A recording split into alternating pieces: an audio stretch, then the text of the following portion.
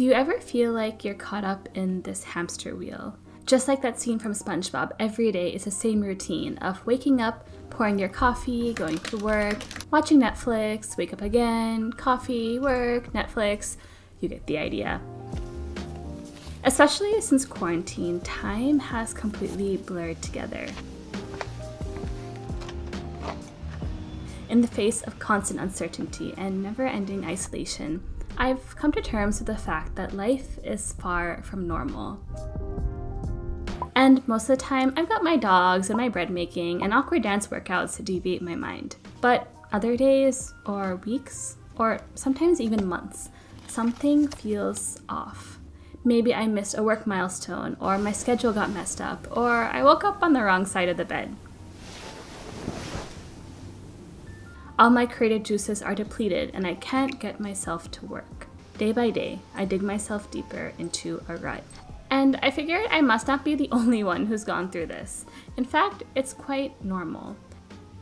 So in today's video, I want to share my experience when I fall into ruts and also a couple of the things I've been doing more recently to help myself feel unstuck.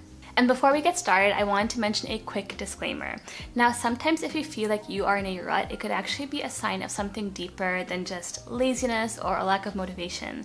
And this video is just meant to share my personal experience. But if you yourself are struggling, please don't take this as a replacement from seeking the help of a licensed professional. And with that, let's get into the video.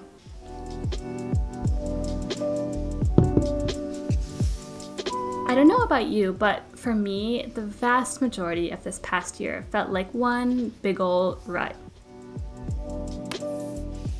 Not having a routine, having my goals thrown off track, not seeing the few friends that I have, everything came together and made it really easy for my mind to turn off.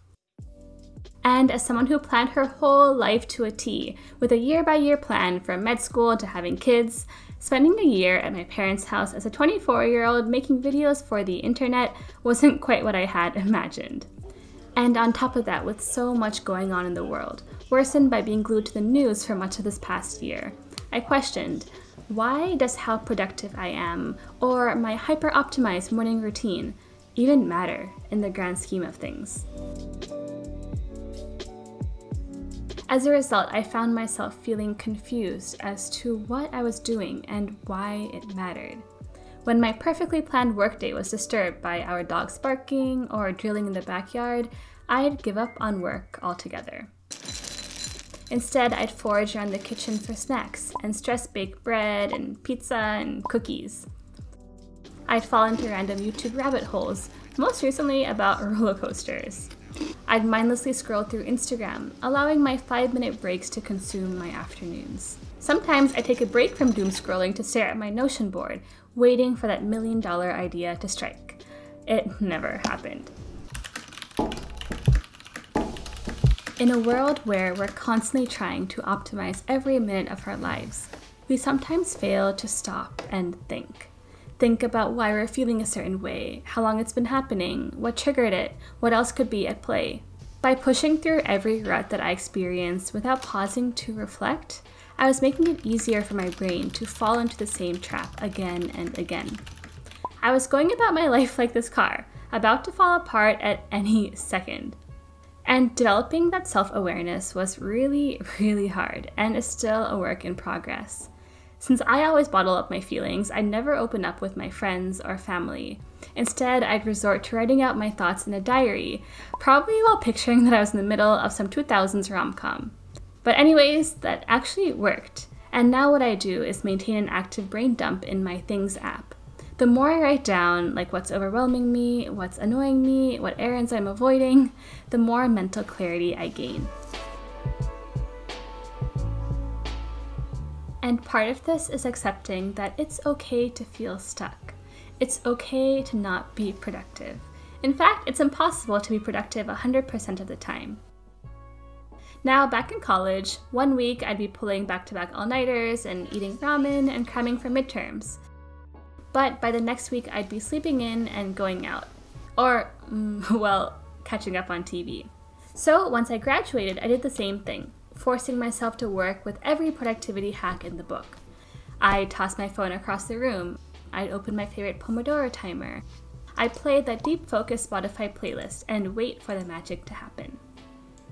But I realized that doesn't work anymore. Now I need to treat my work as a marathon, not a sprint. I can't force myself to hustle 24/7 and expect not to burn out. I've accepted the fact that sometimes, no matter how much I love my job, I'm not going to be motivated to work. And when that happens, I might as well lean into it and do something more exciting than stare at my computer. Now, there's a great quote that I heard recently that goes, "To act feels horrific, but doing nothing is killing us as well." Especially when I feel stuck, when it feels like nothing is in my control.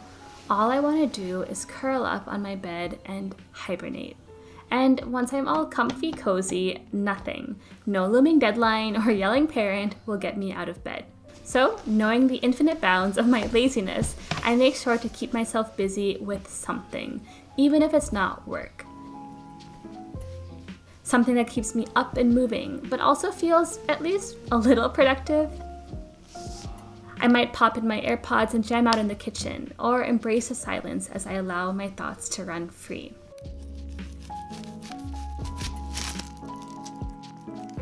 This is also known as the do something principle. Sometimes motivation alone isn't enough to start working, but instead, by getting up and doing something, anything, we can get that little hit of momentum to get back on track. Having spent the majority of this past year cooped up at home, with the exception of the rare excursion to the grocery store, things were getting too comfortable, too routine. But as they say, variety is the spice of life.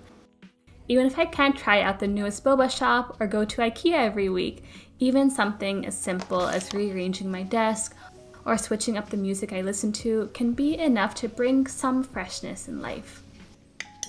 I've also gotten really into food experiments in the kitchen and also new YouTube workouts that are a little more exciting than a 1-mile treadmill run. And all of this has just been really helpful in giving me something new and exciting to look forward to, something to help me break out of those ruts.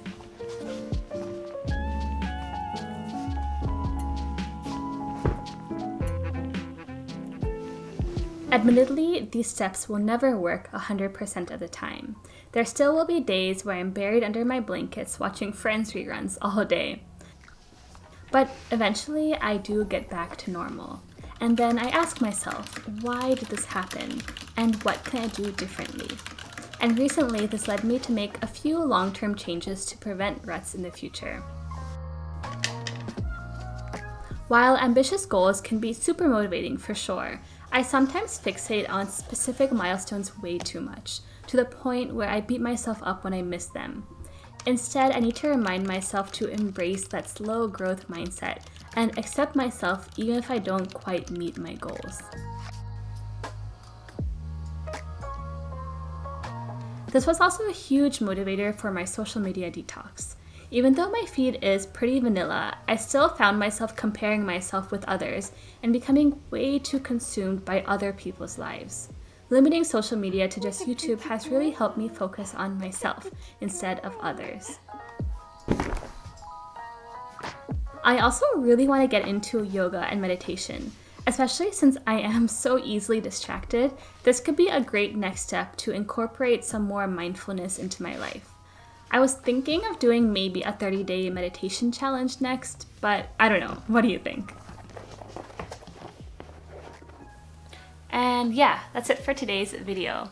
And I think this video has been a really good reminder to myself not to beat myself up for times when I'm kind of lazy or feeling kind of stuck in life.